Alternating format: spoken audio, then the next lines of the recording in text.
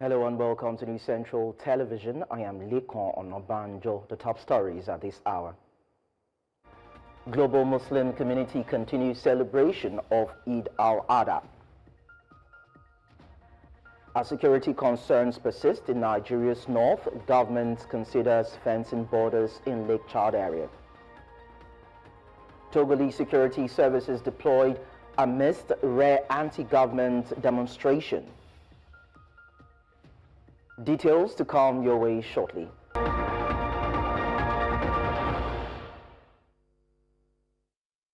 We begin with the Eid al-Adha celebrations. It's day 2 of the Salah celebration as Muslim faithful continue with the Eid al-Adha festivities across the world. It is one of the most important festivals in the Muslim calendar, and the festival remembers the Prophet Ibrahim's willingness to sacrifice his son when God ordered him to do so. In Abuja, people gathered for prayers at the Al-Habibiyya Mosque, joining Muslims worldwide in celebrating the Eid al-Adha festival. Now, still on Eid celebrations, Muslim communities across Nigeria's north celebrated Eid al-Adha in unity and solemn devotion, with thousands participating in early morning prayers, followed by the ritual sacrifice of animals. From the bustling streets of Kano to the resilient communities in Borno, Plateau and Katsina states, the story was the same as the faithful marked this very significant celebration in the Islamic faith. News Central's Morikurawa completes the reports. We'll bring you more details of that subsequently, but then News Central's correspondents have been tracking the Eid celebration across the country and now joins us to give us more updates. We begin with Bettina Nweli, who is actually at the nation's capital, Abuja, and she'll be telling us how the celebration is ongoing there. Bettina, good afternoon to you. What's it like in Abuja at the moment?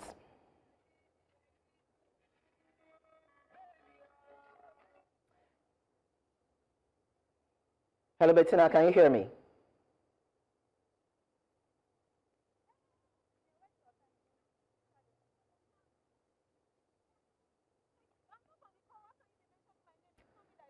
Hello, Bettina, can you hear me?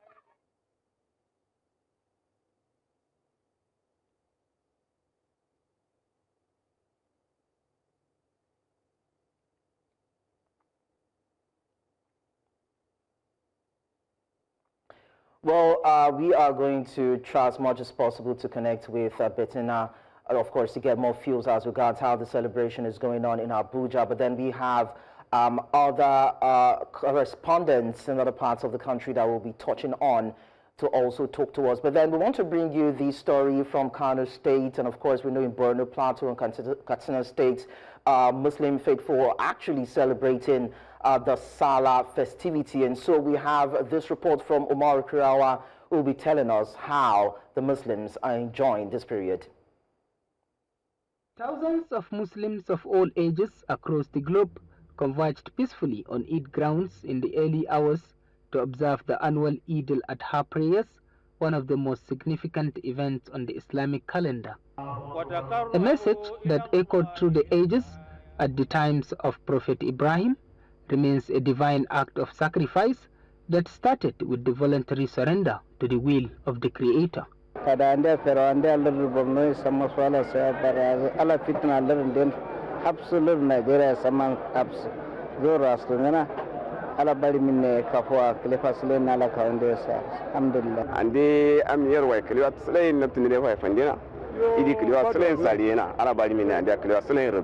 military succeeding in Kerenoa, in Kukawa, in Buratai, and the effort that has been put to ensure security.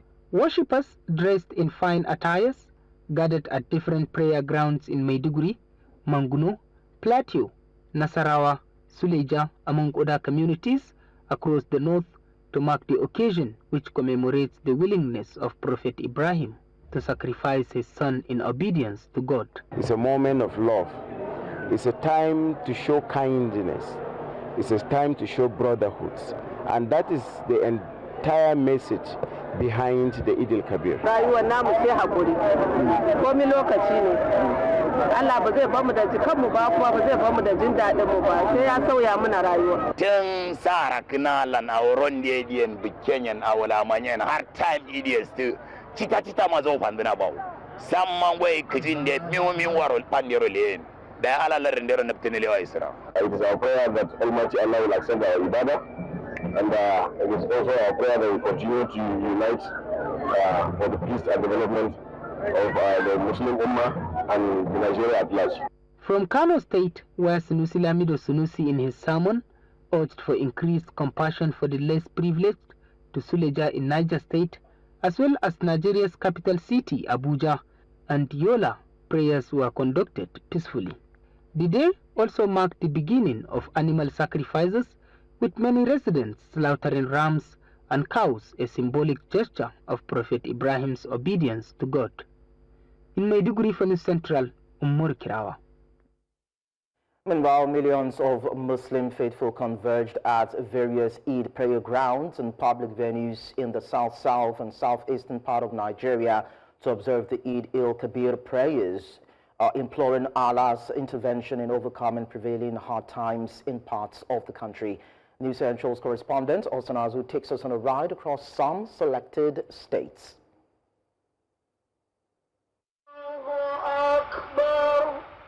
In South and southeastern Nigeria, millions of Muslim faithful assembled at different Eid prayer grounds and public areas to celebrate Eid al-Kabir with the traditional slaughtering of rams to illustrate significance of the event.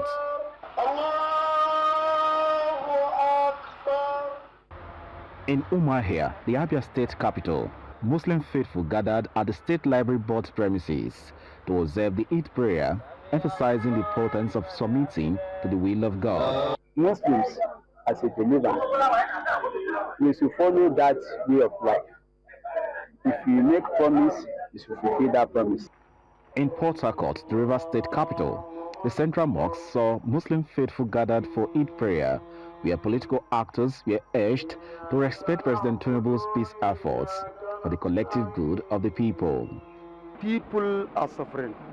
We advise him and his followers all to look after the needy, please. But we are always praying for them. May Almighty Subhanahu wa Ta'ala to guide them and make them to look after their followers. In Benin City, the capital of Edo State, the venue for the Eid prayer was near Ikoba Slope, where Muslim faithful were urged to imbibe unity and peaceful coexistence. So we don't have any alternative than for us to continue to work with the tenets of what Sayyidina Ibrahim taught us to follow. The Delta State capital, Asaba, had Muslim faithful converged on the Eid prayer ground at Cable Point. During the prayers, Nigerians across religions were urged to seek God for divine intervention amid prevailing insecurity and economic hardship in the country. And my advice to the government, we need prayer for this country because of the situation of this country is hard. People are crying for hunger, many things, and insecurity. And we need our youth to have jobs. My advice to Nigerian leaders is to make that sacrifice, for the masses, for peace and for good governance. Let them have that good governance. Let them ensure we have good roads, security, then food security. My advice to all Muslims is to be united. Love yourself, love all your brothers as you love yourself, and be in peace, because nothing like peace. Today's message extended beyond the spiritual, as Muslim faithful are advised to uphold the values of sacrifice and compassion, which form the basic tenets of Prophet Ibrahim's legacy. In Delta for News Central, Austin Azu. And we now have Bettina Umweli, who is in Abuja, the nation's capital, to tell us how the Muslims are celebrating the Salah period as of this time. Bettina, you're looking so fine and good. Tell us, how are you enjoying the time in Abuja? I had to blend in with the culture that is being celebrated. Right now, I am at Jabi Lake in Abuja, and I can tell you that a lot of people have come out to celebrate the Eid Mubarak in their colorful attires. Right here where I am, you can have people do face painting. Some people are having scooter rides around the premises. And then just behind me, where we have the Jabi Lake, people also have the opportunity to go on boat rides. So it has been a very fun and enjoyable experience. And I have people here who are going to tell us about the celebration, what it means to them, and how much fun they've had so far. Good afternoon, Ma. So please tell us your names and what you do for a living. My name is Sandra. I work with an internet providing company. All right, Sandra. So tell us, what are you doing here? How are you celebrating the holiday, and what does it mean to you? Okay, I'm actually not a Muslim, and but it's a holiday. Holidays for everyone. So I'm joining the Muslim in unity to celebrate their feast, Salah. I really do not know exactly what Salah means particularly, but I know it's something like Christmas, you know, and they're celebrating. So I don't mind eating the ram meat, whatever it is they cook. I'm just celebrating with them, and I wish them all well. So happy Salah to everyone. All right, thank you very much. We have another person here who is also going to tell us about the celebration, and I believe she is a Muslim, so she will tell us more. Good afternoon. Tell us your names and what you do. Good afternoon. My name is Shehu Kadijat. I'm a hairdresser, although I'm still going to school, but I'm a hairdresser and also Taigili. All right. Shehu Kadijat, tell us, how are you celebrating the Salah and what does it mean to you? It really means a lot. We do celebrate Salah because some people say we have big Salah and small Salah, but to me it's not, there's no big Salah and there's no small Salah, because the Salah, I fasted for 30 days or 29 days, and then they're going to call that one small Salah, and the one I did not fast, they're going to call it big Salah. It does not make sense to me. So Salah is actually Salah. We celebrate Salah, we thank God for allowing us to see another new year. We do celebrate Salah for happiness. We are grateful to God for patience, for giving us long life and prosperity. That's why we celebrate Salah. And when we are celebrating Salah, we do see new faces. Everyone is going to be happy. No matter how poor or rich you are, everyone is going to be united at that moment. Everyone lives together. We share gifts. You see the rich giving sadaqah to the poor, which is like giveaway. Everyone is going to be happy. There's no one is telling you you are poor. Everyone comes together at that moment, and everyone feel happy and celebrate. And everyone go their separate ways. All right, Khadija, before you go, speaking about economic hardship, how easy has it been, you know, preparing for the Salah, talking about rice and ram and all of that? Well, it hasn't been easy actually. Although some people were not able to afford goats for the Salah. But thankfully, my mom and dad, we have goats, we rear goats. That was why it was easy for us. If not that we are rearing goats, I'm not sure we'll be able to purchase goats for Salah because everything is very expensive in the market. We usually share food for Salah, but this time we could not share. I have to just buy some minerals and maybe chin and give to other people. But unlike before, we usually cook very big pot of rice, we share to our neighbor, but this time that's very difficult because of everything is very expensive in the economy now. But all the same, we thank God. All right, thank you very much. You've heard it from the horse's mouth. Things are not as easy as it has been yesteryears, but we'll continue to speak to people to know how the celebration is going and how enjoyable it has been for them. I think we have one more person who is going to come to talk to us. All right, good afternoon. Tell us your names and what you do. My name is Mohammed Zainab. My work is fashion design, but I'm still going to school. Okay, so tell us, what does this Salah celebration mean to you? The Salah celebration means to me that all Muslims are the same, and some Christians can join us to celebrate because of the celebration of Salah. And why big Salah and small Salah? Because big Salah, some people went to Hajj, and small Salah, some people go to Umrah to go and pray there. Why big Salah? Big Salah is for cutting of ram.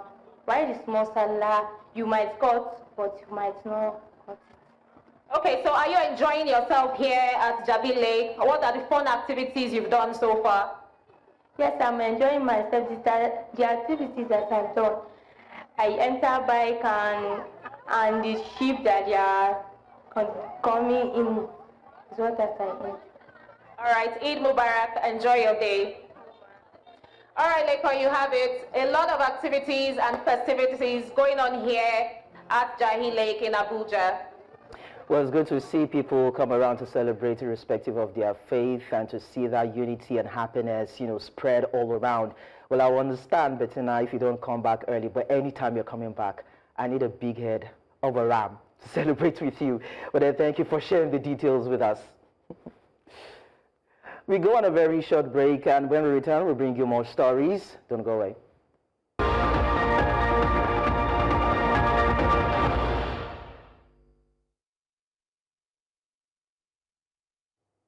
Now we tell you that the governor of Oyo State, Seyi Makinde, is advocating a single term of 5 or 6 years for elected political office holders across all levels of government in Nigeria against the current double term of 4 years each. Governor Makinde believes a single term of 5 or 6 years is enough for any government to focus and serve the people and deliver on its mandate.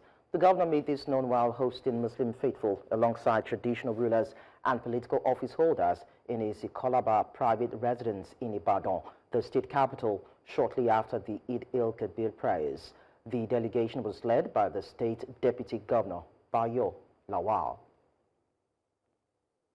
To discuss this, we're joined by the executive director, Abuja School of Social and Political Thought, Dr. Sam Amadi. Dr. Amadi, thank you so much for joining us on the news. Thank you. So will a single term of, let's say, 6 years for political office holders ensure quality governance in Nigeria?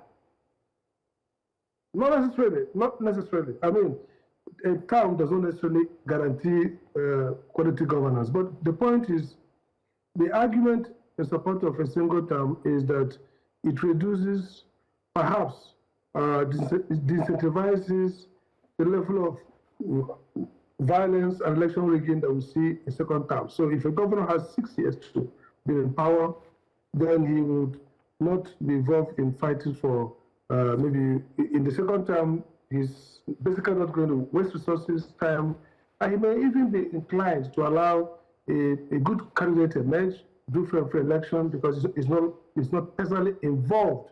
He's not going to be governor again. But the assumption here is that the same governor will not use that 6 years to cream off all that belongs to the state, will not use the same term to perhaps fancy himself being a godfather to impose a lackey, a very wordless person as a successor. So the notion here is that, somehow a single tenure might bring some level of stability. People know that just one off and off.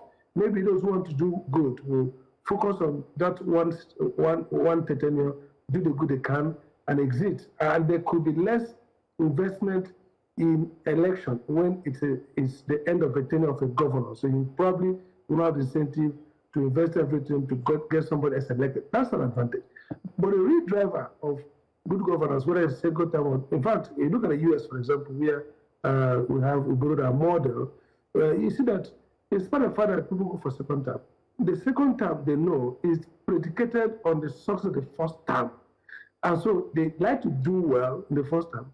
And then also, the second term, they probably do better to kind of institutionalize their legacy. The real problem in our governance is that the political incentive is strong. Elections are easily rigged. That's a problem. The big elephant in the room is that the electoral system is weaponized, lack of financial control, corruption, and then the electoral umpire is totally ineffective and corrupt. So even if it's a single term, the next time we see the acrimonious violence because the contenders would want to win to get there, and maybe the governor will want to put it. So I think that the panacea, there's no shortcut to good governance, except that citizens are willing to push for accountability, that we are willing to ensure that even if it is 2 terms, you get in the first time, you don't have guarantee for the second term.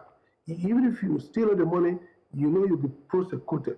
And then maybe we shouldn't give anybody any immunity. The idea of having governors have immunity is laughable. In the US, they limited immunity for the president is because of the president as a person who symbolizes the entire nation. And the idea is to protect it from vexatious suit, not to give 36 governors and deputy governors and vice president, a sense of insulation from any form of criminal prosecution, even investigation. The Supreme Court of Nigeria says, even if so. So I think that we need to reject the model, not just single term. I think that we need to create institutions that can hold these people accountable, whether it's 2 terms or 3 terms. If you have those institutions and active citizenship, you could get good governance. Before we even rejig the system, we need to even have an understanding of what the fundamental issues are. I mean, Paul Kagame has been president for 25 years. Late Thomas Sankara was president for 4 years. Rwanda and Burkina Faso witnessed rapid industrial, economic, and social economic growth, so to speak. So why is Nigeria's case different? Because Nigeria is a good question. Is it the idea is not necessarily the model or the regime type. Oftentimes we invest so much time thinking about modeling. It's good. Institutions, type of model can help. But the central question in Nigerian politics started with colonial rule. The notion, 2 things. One is that the combination of the political class and the business class, early with military rule, before military rule, creates politics in Nigeria as a business enterprise. So you can see that if you look at companies in Nigeria, big companies, see that those people who are in power today, former generals, are those who own them. So we started with corrupting the political process by allowing those in power and those in the business end to work together. And so they see first access to power as wealth creating model. So if you get there, you become a billionaire. You create billionaires. If you do an audit of billionaires in Nigeria, apart from those who have been fully in business like Dangote and the co, 60 to 80% of billionaires in Nigeria are people who have had public office before. So what that tells you is that the public office is actually economic treasure trove. And so the idea of going to power to serve or to develop is secondary, is economic exploitation.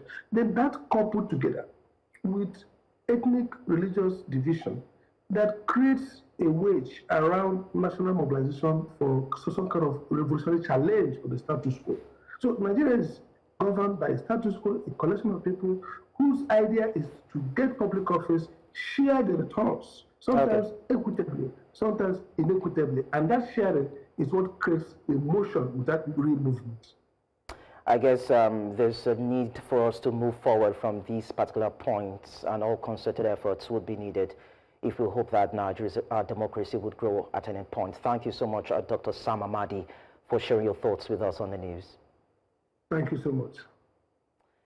Away from that, we tell you that no fewer than 100 million people are expected to participate in the 2025 edition of the globally renowned Ojude Oba Festival. The event's organizing committee has revealed. The coordinator of the Ojude Oba Festival Committee, Dr. Fasi Yusuf, disclosed this during an interview with newsmen in Abeokuta.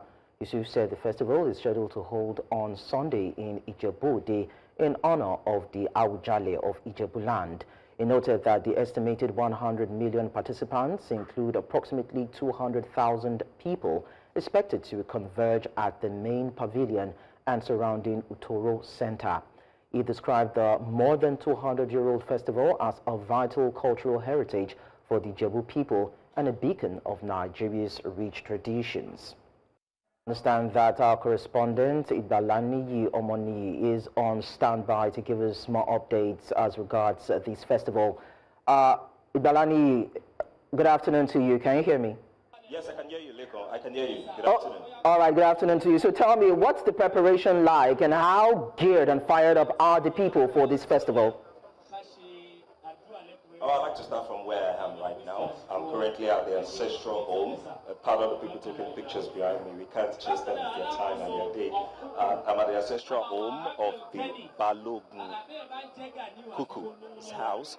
This Balogun Kuku is a prominent warrior in the Ijebuland. There are tales about him magically appearing in front of war fronts, cladded in white, conquering battles, and of course making sure that everything is set. War front was his repertoire, and he was doing just the best to win wars for the Ijebuland, especially during the 1892 war, where Ijebuland was almost leveled down by the war. And currently, the tradition of the Kuku house is that there's a family hereditary title called Ologun, Olori Ogun, pardon me, Olori Ogun, like the head of warriors, and Ogbeni Oja. Ogbeni Oja is called the custodian of the market, but mostly Olori Ogun.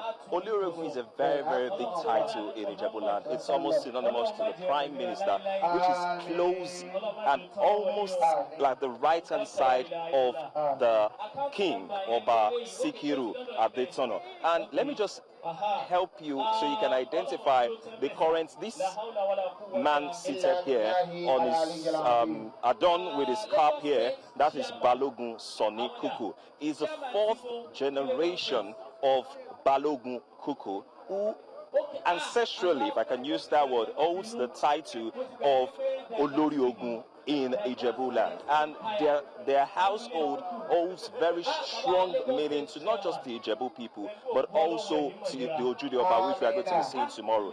They are the ones that have been at the forefront. They were at the inception. His family, his ancestral family, has been at the inception of the Ojude Oba. And there's a tradition that there are small pockets of parties that hold across various families, across various homes, before the main event, which is the Ojude Oba Festival tomorrow. And that is what's happening here. If you look behind me, just on the right-hand side now, prayers are being done. And on my left-hand side right now, you can see mammoth of people seated, waiting. I can't count how many houses, Leko, I've gone to and I've seen. I didn't eat meat, okay? That they have given us enough meat to go around, you know, to celebrate the moment and to prepare and be in the festive season. Everywhere you go around Ijebu, there is this sort of party here and there. People are gearing up, having their, you know, small parties, gearing up for the main festival tomorrow. Just behind me, the set is even set, and they're going to be calling in a musician tonight to come and perform. But currently, this is Balogun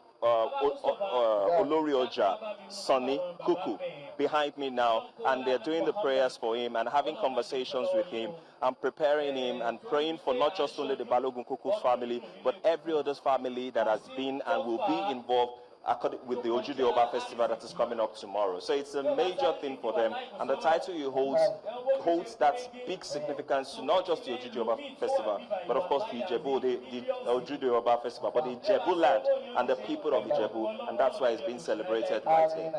So I understand that over 100 people will be participating in this festival. What does it mean for the people, and of course the tourism ambience, so to speak, in Ogun State? Well, it's going to be difficult for me to pick one person here because we had to beg to take this space because the program has already started, and we just had to tell them to please allow us 5 minutes, and they told us not to distract the event. That's why I can't bring so many people to talk about this. But earlier we were at the arena where the event is going to hold tomorrow, and I can tell you for a fact, let me start from here. There are no places to sleep again in Ijebu-Ode. I can tell you that. I can't confirm everything, but we ourselves also face this because every single hotel you get to, even in the remote areas of Ijebu-Ode, has been fully booked. I'm not talking about just hotels, I'm talking about people's homes that they are ready to put up for rent. It has been booked. So everywhere is booked, and people are flooded into Ijebu-Ode to participate in that event that will be coming up tomorrow. According to information we heard on ground, over 80 to 85 age grade groups will be paying homage to the king. Let's not forget that this festival came as a result of some Muslim converts back in the day, back in the time, trying to pay homage and say thank you to the Awujale, which is a king at the time, to say thank you for letting them have a freedom to worship, which Islam just came into being at that time, and they were happy and they were thanking the king for say thank you for giving us time, for giving us the liberty to practice our religion. And that's why you notice that most of the times when you see people gather like this,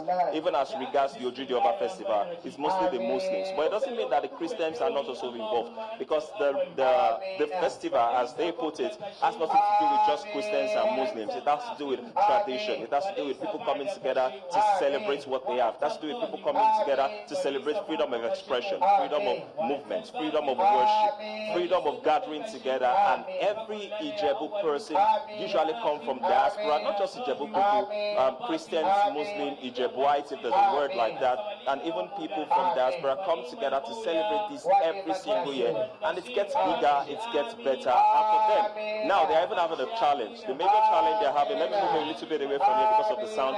The major challenge they're having right now is even expansion, because the arena they're using now cannot take so much of them, so they are hoping to build an extension for the guests to sit, so that the performers can perform at the arena and the guests can have an overflow. So for now, everywhere is elated. Every part of Ijebu-Ode you get to right now, people are making merry and partying. And I heard that a lot of people have gotten musicians to perform today, and they are ready to paint the whole city in a very, very joyful mood.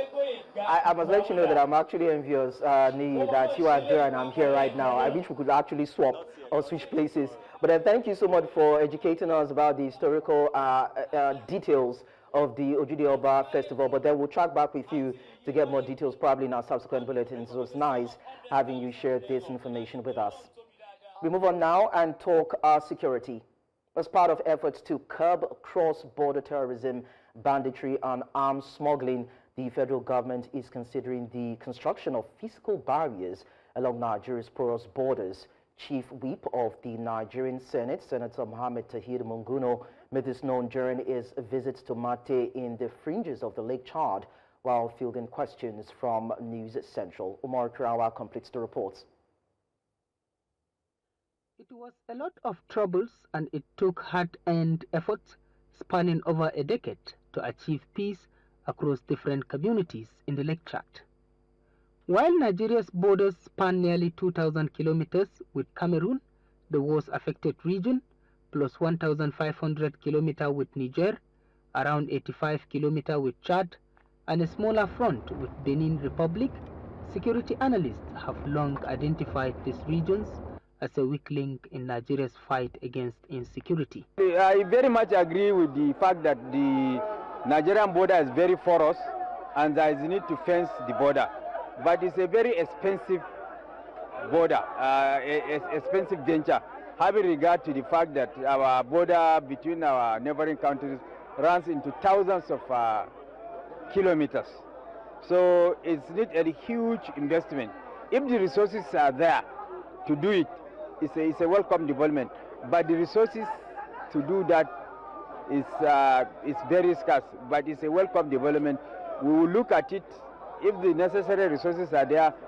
Since the protection of lives and property of the people is the primary purpose of government, the National Assembly will deploy the necessary resources in order to achieve it, with a proviso that if adequate resources are there. The argument has been that a better control of movement across border by security forces will reduce influx of terrorists. To some people, it might seem as if it is impossible.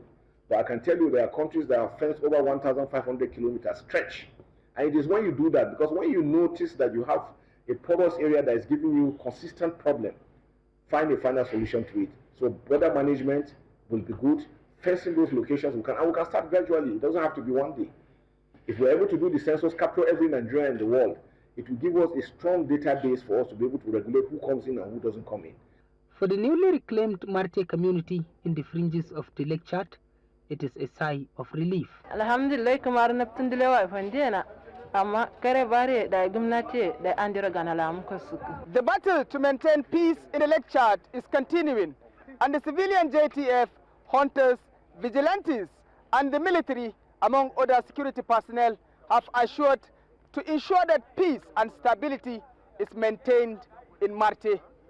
From Marte for News Central, Umaru Kirawa. Away from that, the people of Kantu community in Warri Southwest local government area of Delta State have publicly declared their Ijaw origin, distinguishing themselves from Itsekiri. The need to define their ancestry and origin stems from misrepresentation and misconceptions that the Kantu community is an Itsekiri enclave. During a press briefing at the Kantu Town Hall, the traditional ruler and community leaders of Kantu declared their allegiance to the rulership of the Pere of Baramatu Kingdom. News Central's Biola Festus tells us more. Though one of the first communities in Oporoza, Kantu, an oil-producing community, has been misconstrued to be of a Shekiri bloodline, a situation that has confused Kantu's identity for decades. To lay the matter to rest once and for all, leaders of the Kantu community are taking the initiative to define their origin themselves.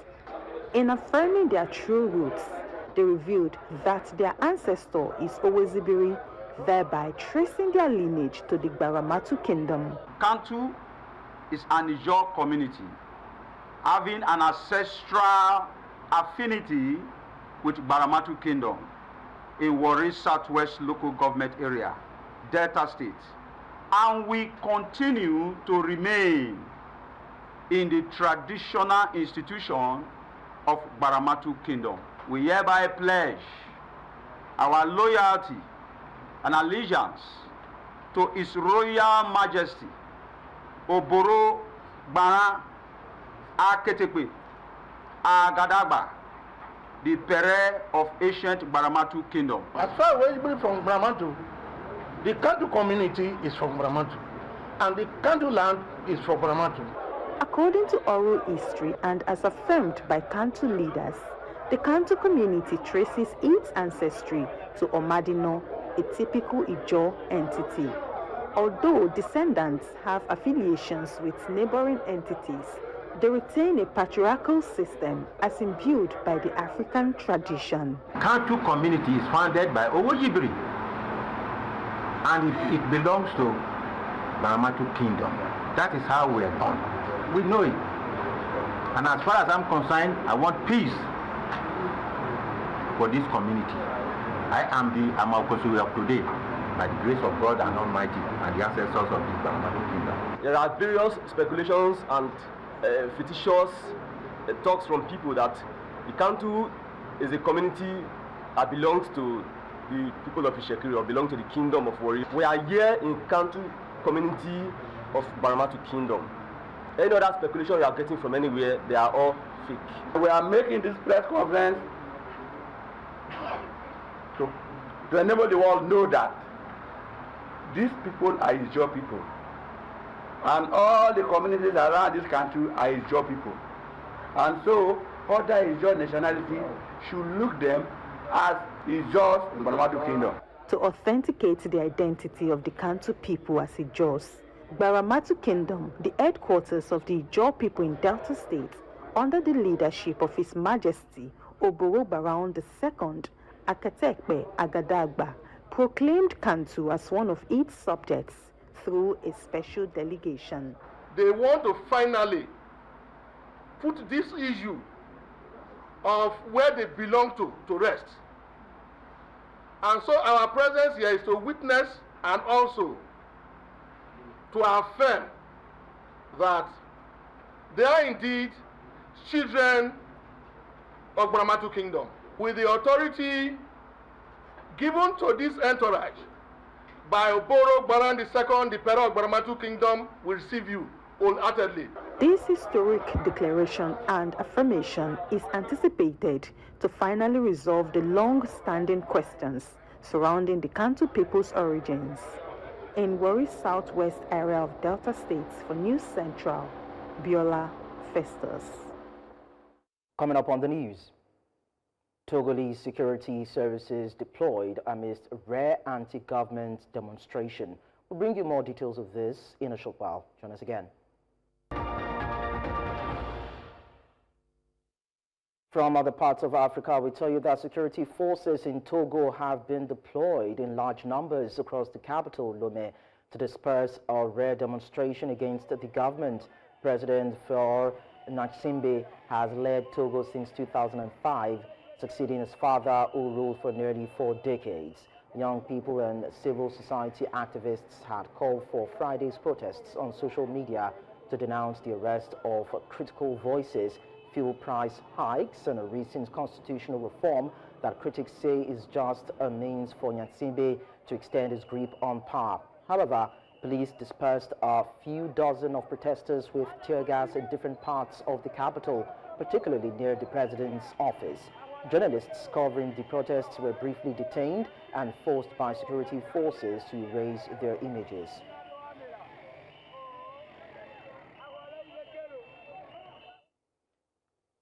In Mali, the military has withdrawn from a key base in the center of the country after a second deadly jihadist attack in less than a week. At least 30 soldiers were killed on Sunday when the Boulkessi base was first targeted. That assault was claimed by the al-Qaeda-linked group, JNIM, a short for the Group for the Support of Islam and Muslims.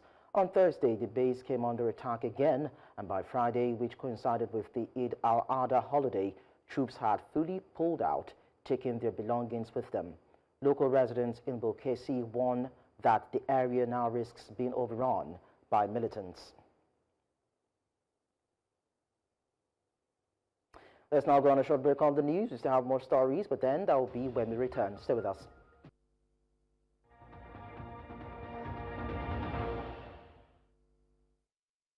In sports, world 100-meter hurdles record holder Toby Amusan will compete in the women's 100-meter A final at the Racers Grand Prix in Kingston, Jamaica today.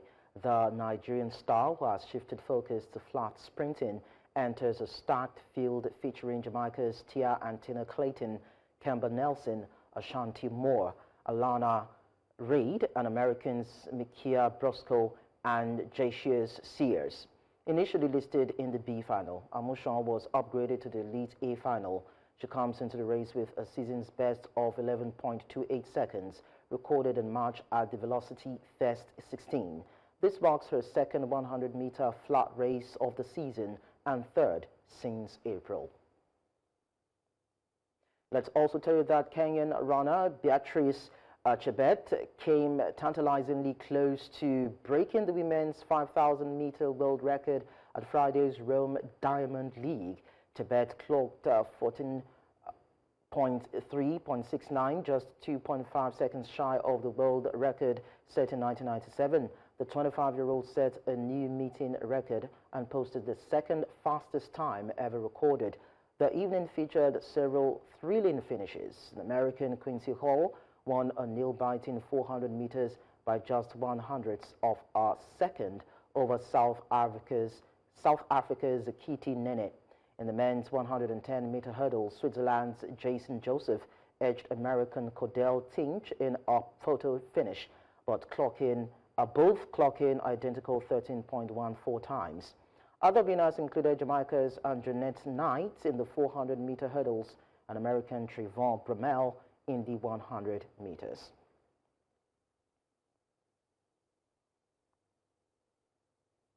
That's all on the news at this hour, but then we'll look at our top stories before we go.